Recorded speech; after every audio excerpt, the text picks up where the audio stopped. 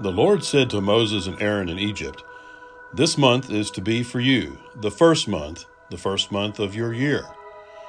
Tell the whole community of Israel that on the 10th day of this month, each man is to take a lamb for his family, one for each household. If any household is too small for a whole lamb, they must share one with their nearest neighbor, having taken into account the number of people there are. You are to determine the amount of lamb needed in accordance with what each person will eat. This is how you are to eat it, with your cloak tucked into your belt, your sandals on your feet, and your staff in your hand. Eat it in haste. It is the Lord's Passover. On that same night I will pass through Egypt and strike down every firstborn of both people and animals, and I will bring judgment on all the gods of Egypt. I am the Lord. The blood will be a sign for you on the houses where you are, and when I see the blood, I will pass over you. No destructive plague will touch you when I strike Egypt.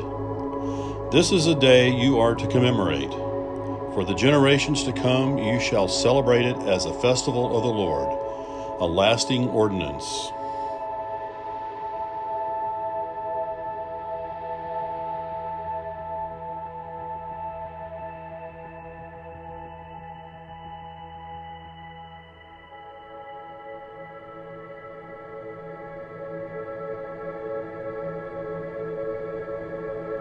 For I received from the Lord what I also passed on to you.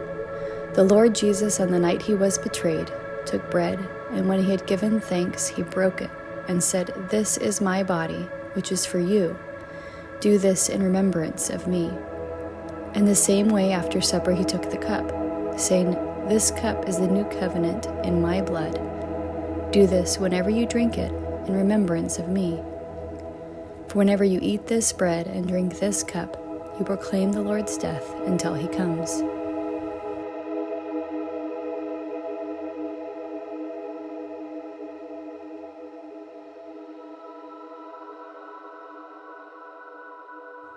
Now before the feast of the Passover, when Jesus knew that his hour had come to depart out of this world to the Father, having loved his own who were in the world, he loved them to the end.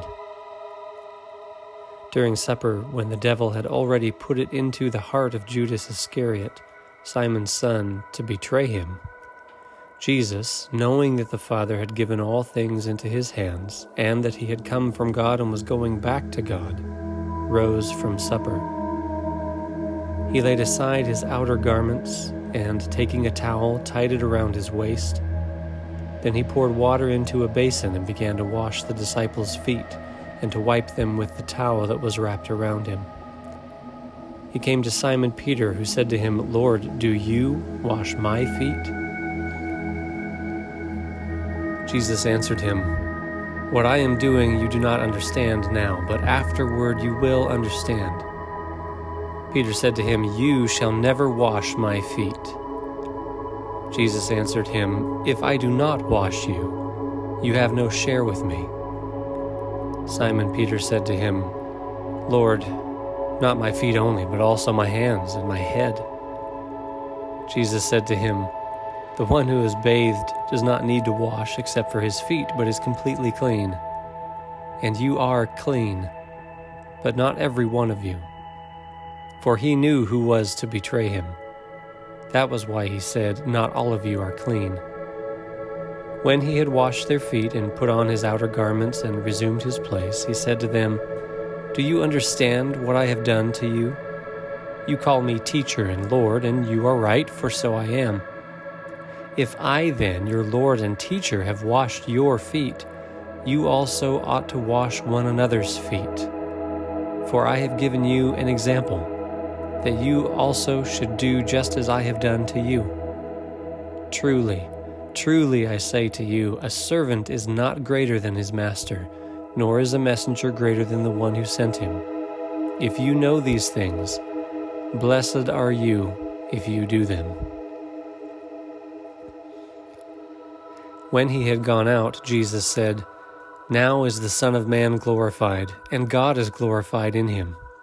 If God is glorified in him, God will also glorify him in himself and glorify him at once. Little children, yet a little while I am with you. You will seek me, and just as I said to the Jews, so now I say to you, where I am going, you cannot come. A new commandment I give to you, that you love one another. Just as I have loved you, you also are to love one another. By this all people will know that you are my disciples, if you have love for one another.